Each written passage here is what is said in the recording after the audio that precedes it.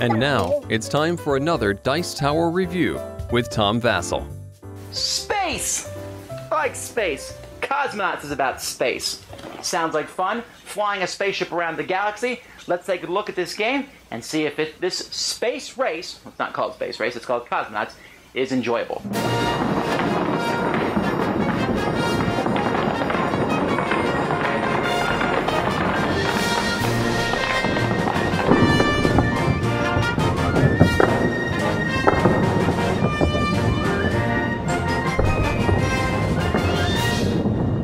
Here's the board for Cosmonauts, and what you have on the board at the beginning of the game is you have planets. Now, let's take a closer look here. You can see that the different planets, which will start, basically players will pick where they start, but there's a spot for each planet. So, for example, here's Mercury, and Mercury is just going to rotate 1, 2, 3, 4, 5, 6.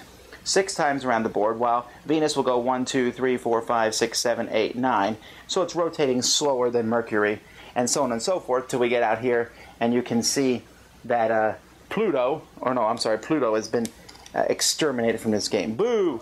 But Neptune, which is all the way out here on the reaches, has 1, 2, 3, 4, 5, 6, 7, 8, 9, 10, 11, 12, 13, 14, 15, 16, 17, 18, 19, 20, 21, 22, 23, 24, 25, 26, 27, 28, 29 spaces around the board. It's never going to make a full rotation over the course of a game.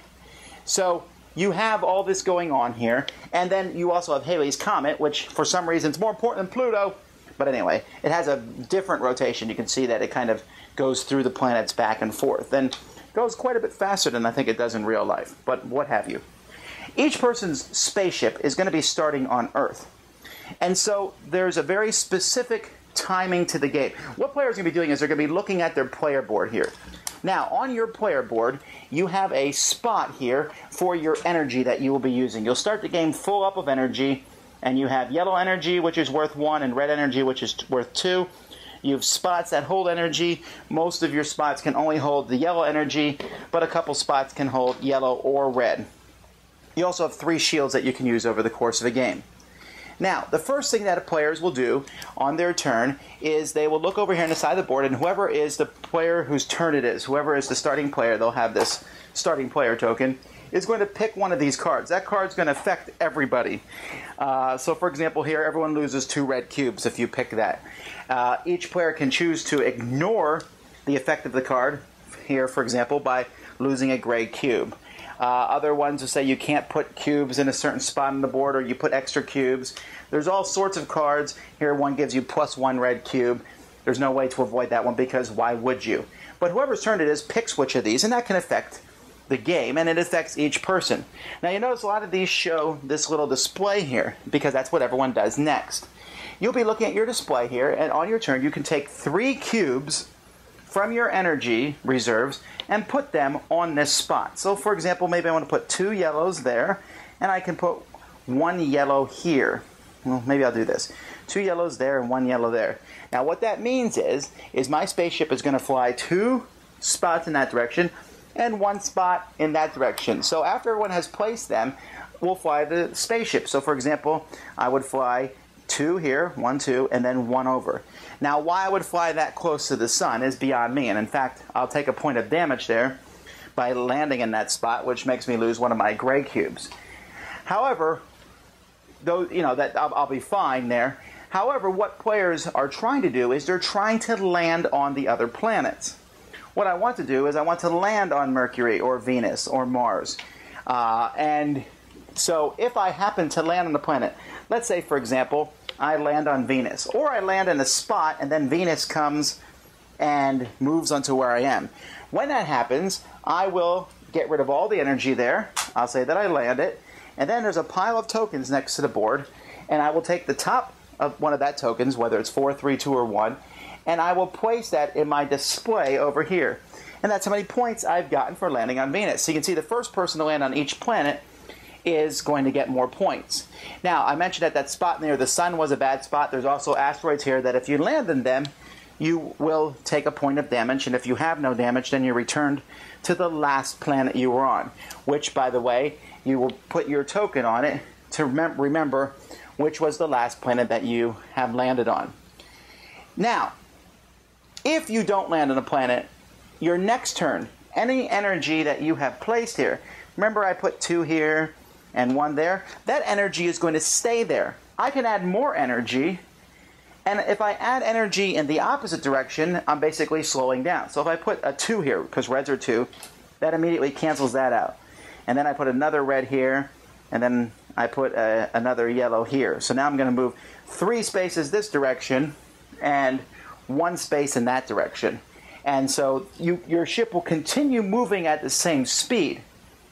Hopefully you won't run out of fuel, because if you run out of fuel, your ship will keep going until it goes off the map, in which case you again go to the last planet. But when you're on a planet, you can decide not to move off that planet and instead refuel, in which case you will add 1 red cube here and then fill the rest of the spots with yellow. So you can add 1 red cube, no matter how much red cubes you already have, and then fill the rest with yellow.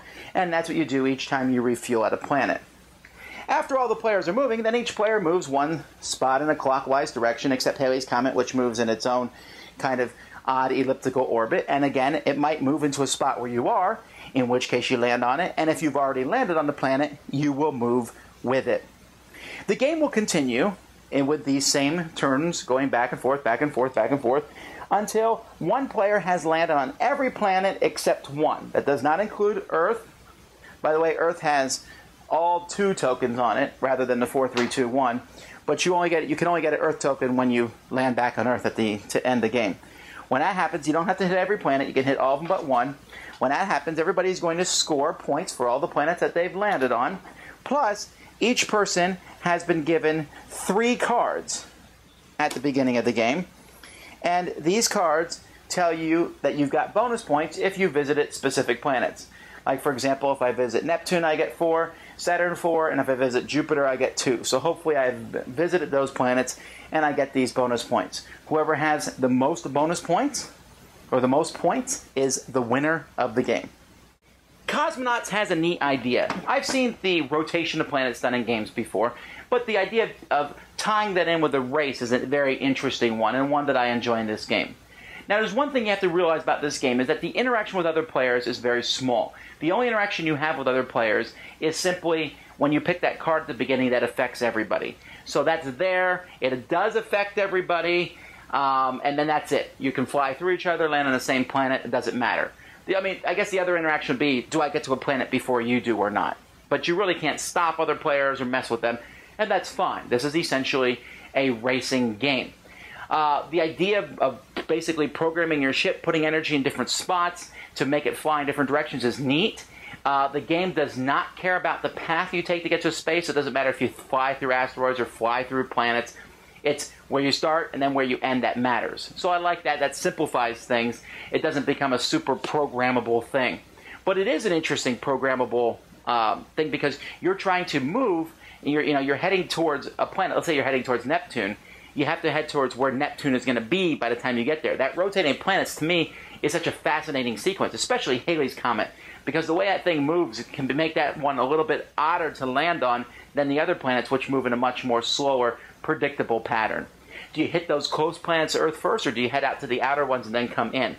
Interesting concept. The game is not real deep. I would say this is a light Euro, but it does offer some interesting things. It's very easy to understand and play, and it's one that people will enjoy just because of the lightness of it. I like the space theme of it. I like the rotating planets and the movement.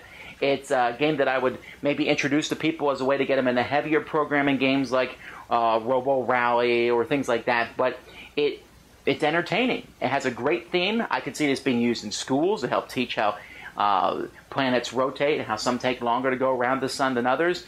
You know, it's not a perfect scale, of course. Earth goes around the sun a whole lot faster than Neptune, for instance, than this game would have you go. But still, for a general concept simplified into something like this, I like it. A good game.